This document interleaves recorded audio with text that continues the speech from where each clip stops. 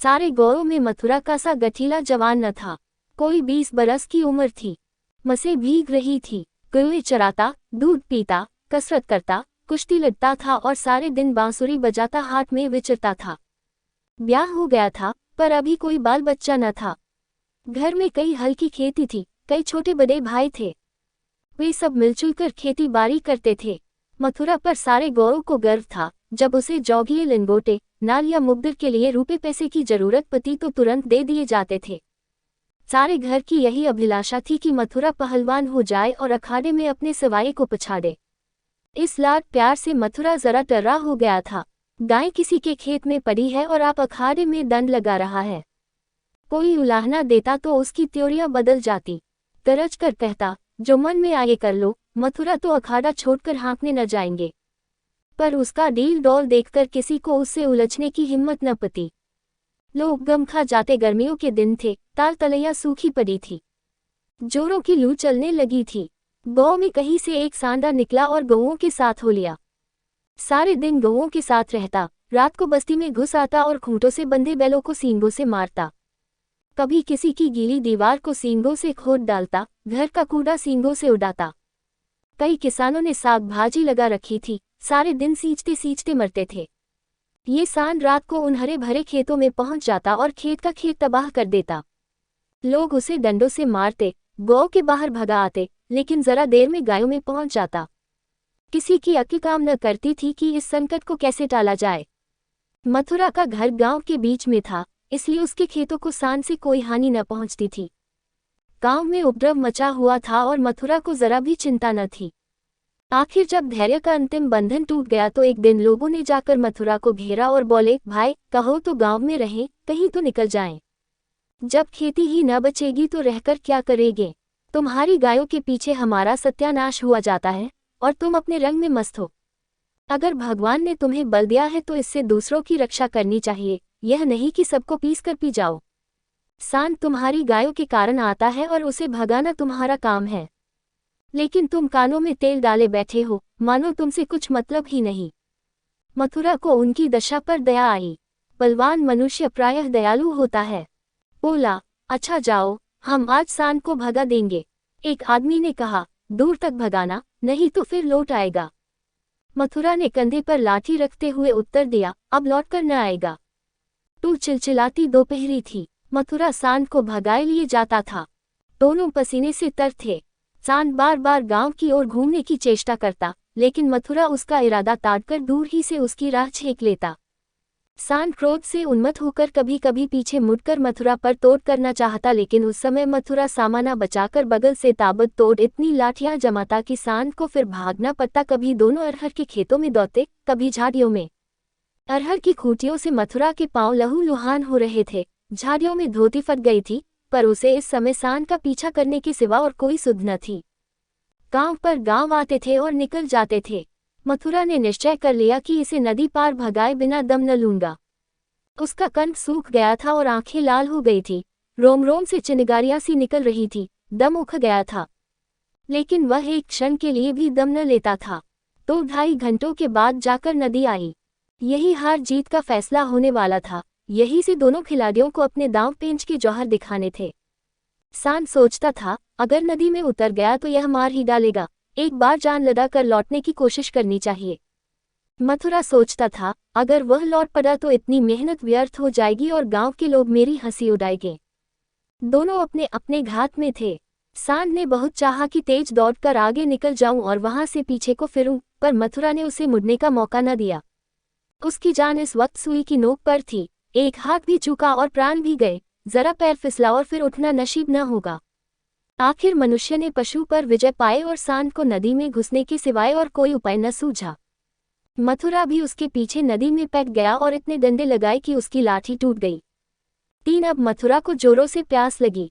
उसने नदी में मुंह लगा दिया और इस तरह हौंक हौंक कर पीने लगा मानो सारी नदी पी जाएगा। उसे अपने जीवन में कभी पानी इतना अच्छा न लगा था और न कभी उसने इतना पानी पिया था।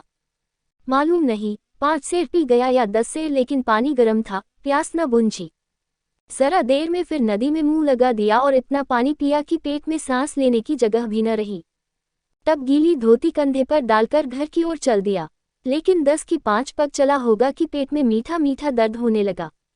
उसने सोचा, दौड़कर पानी पीने से ऐसा दर्द अक्सर हो जाता है, जरा देर में दूर हो जाएगा।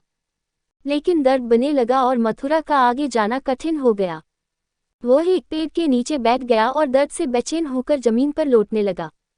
कभी पेट को दबाता, कभी खड़ा हो जाता, कभी बैठ जाता, पर दर्द बढ़ता ही जाता था। अंत में उसने जोर जोर से कराहना और रोना शुरू किया, पर वहां कौन बैठा था जो उसकी खबर लेता। दूर तक कोई गांव नहीं, न आदमी न आदमजात। बेचारा दोपहरी के सन्नाटे में तड़प तड़प कर मर गया। हम कड़े से कड़ा घाव सह सकते हैं, लेकिन जरा सा भी व्यतिक्रम नहीं सह सकते। वही देव का सा जवान जो कोसों तक सांड को भगाता चला आया था, तत्वों के विरोध का एक वार भी न सह सका। कौन जानता था कि ये दौड़ उसके लिए मौत की दौड़ होगी। कौन जानता था कि मौत ही सांड का रूप धरकर उसे यूं नचा रही है।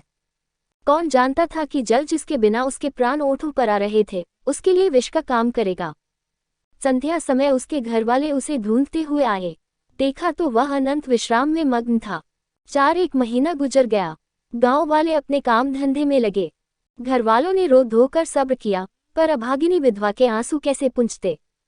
वह हरदम रोती रहती, आंखें चाहे बंद भी हो जाती, पर हृदय नित्य रोता रहता था। इस घर में अब कैसे निर्वाह होगा, किस आधार पर जीऊंगी। अपने लिए जीना या तो महात्माओं को आता है या लंपटों ही को। अनुपा को ये कला क्या मालूम। उसके लिए तो जीवन का एक आधार चाहिए था, जिसे वह अपना सर्वस्व समझे, जिसके लिए वह लिए, जिस पर वह घमंड करे। घरवालों को ये गवारा न था कि वह कोई दूसरा घर करे। इसमें बदनामी थी। इसके सिवाय ऐसी सुशील, घर के कामों में कुशल, लेन देन के मामलों में इतनी चतुर और रंग रूप की ऐसी सराहनीय स्त्री का किसी दूसरे के घर पर जाना ही उन्हें असह्य था। उधर अनुपा के मैक्क वाले एक जगह बातचीत पक्की कर रहे थे। जब सब बातें तय हो गई, तो एक दिन अनुपा का भाई उसे विदा कराने आ पहुंचा। अब तो घर में खलबली मची। इधर कहा गया, हम विदा न करेंगे। भाई ने कहा, हम बिना विदा कराए मानेंगे नहीं। गांव के आदमी जमा हो गए, पंचायत होने लगी। यह निश्चय हुआ कि अनुपा पर छोड़ दिया जाए, जी चाहे रहे। यहाँ वालों को विश्वास था कि अनुपा इतनी जल्द दूसरा घर करने को राजी न होगी। 2-4 बार ऐसा कह भी चुकी थी। लेकिन उस वक्त जो पूछा गया तो वह जाने को तैयार थी। आखिर उसकी विदाई का सामान होने लगा। डोली आ गई। गांव भर की स्त्रियां उसे देखने आईं। अनुपा उठकर अपनी सास के पैरों में गिर पड़ी और हाथ जोड़कर बोली, अम्मा, कहाँ सुना, माफ करना। जी में तो था कि इसी घर में पड़ी रहूं, पर भगवान को मंजूर नहीं है। ये कहते कहते उसकी जबान बंद हो गई। सास करुणा से विह्वल हो उठी। बोली, बेटी, जहाँ जाओ वहाँ सुखी रहो। हमारे भाग्य ही फूट गए, नहीं तो क्यों तुम्हें इस घर से जाना पड़ता। भगवान का दिया और सब कुछ है, पर उन्होंने जो नहीं दिया उसमें अपना क्या बस। बस आज तुम्हारा देवर सयाना होता तो बिगड़ी बात बन जाती। तुम्हारे मन में बैठे तो इसी को अपना समझो। पालो पोसो बड़ा हो जाएगा तो सगाई कर दूंगी। ये कहकर उसने अपने सबसे छोटे लड़के वासुदेव से पूछा, क्यों रे? भौजाई से शादी करेगा? वासुदेव की उम्र 5 साल से अधिक न थी। अब कि उसका ब्याह होने वाला था। बातचीत हो चुकी थी। बोला, तब तो दूसरे के घर न जाएगी न? माँ, नहीं, जब तेरे साथ ब्याह हो जाएगी तो क्यों जाएगी?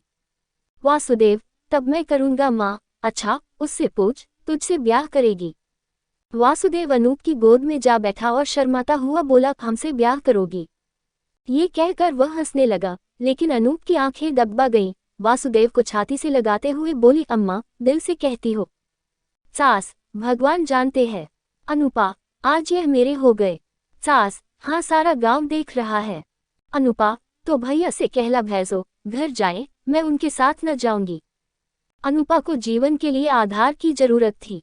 वह आधार मिल गया। सेवा मनुष्य की स्वाभाविक वृत्ति है। सेवा ही उसके जीवन का आधार है।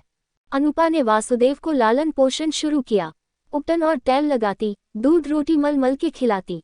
आप तालाब नहाने जाती तो उसे भी नहलाती। खेत में जाती तो उसे भी साथ ले जाती। थोड़े की दिनों में उससे हिल मिल गया कि एक क्षण भी उसे न छोड़ता। माँ को भूल गया। कुछ खाने को जी चाहता तो अनुपा से मांगता, खेल में मार खाता तो रोता हुआ अनुपा के पास आता। अनुपा ही उसे सुलाती, अनुपा ही जगाती, बीमार हो तो अनुपा ही गोद में लेकर बदलू वैद्य के घर जाती और दवाएं पिलाती। गांव के स्त्री पुरुष उसकी ये प्रेम तपस्या देखते और दांतों उंगली दबाते। पहले बिरले ही किसी को उस पर विश्वास था। लोग समझते थे साल 2 साल में इसका जी उग जाएगा और किसी तरफ का रास्ता लेगी। इस दुधमुंहे बालक के नाम कब तक बैठी रहेगी, लेकिन यह सारी आशंकाएं निमुरल निकली। अनुपा को किसी ने अपने व्रत से विचलित होते न देखा। जिस हृदय में सेवा को स्रोत बह रहा हो, स्वाधीन सेवा का, उसमें वासनाओं के लिए कहाँ स्थान। वासना का वार निर्मम, आशाहीन, आधारहीन प्राणियों पर ही होता है। चोर के अंधेरे में ही चलती है, उजाले में नहीं। वासुदेव को भी कसरत का शौक था। उसकी शक्ल सूरत मथुरा से मिलती जुलती थी, डील डौल भी वैसा ही था। उसने फिर अखाड़ा जगाया और उसकी बांसुरी की तानें फिर खेतों में गूंजने लगी। इस भांति 13 बरस गुजर गए। वासुदेव और अनुपा में सगाई की तैयारी होने लगी। 5 लेकिन अब अनुपा वह अनुपा न थी जिसने 14 वर्ष पहले वासुदेव को पति भाव से देखा था। अब उस भाव का स्थान मातृभाव ने लिया था। इधर कुछ दिनों से वह एक गहरे सोच में डूबी रहती थी। सगाई के दिन जो जो निकट आते थे, उसका दिल बैठा जाता था। अपने जीवन में इतने बड़े परिवर्तन की कल्पना ही से उसका कलेजा दहक उठता था। जिसे बालक की भौती पाला पोसा, उसे पति बनाते हुए लज्जा से उसका मुंह लाल हो जाता था। द्वार पर नगाड़ा बज रहा था। बिरादरी के लोग जमा थे। घर में गाना हो रहा था। आज सगाई की तिथि थी। सहसा अनुपा ने जाकर सास से कहा, अम्मा मैं तो लाज के मारे मरी जा रही हूँ।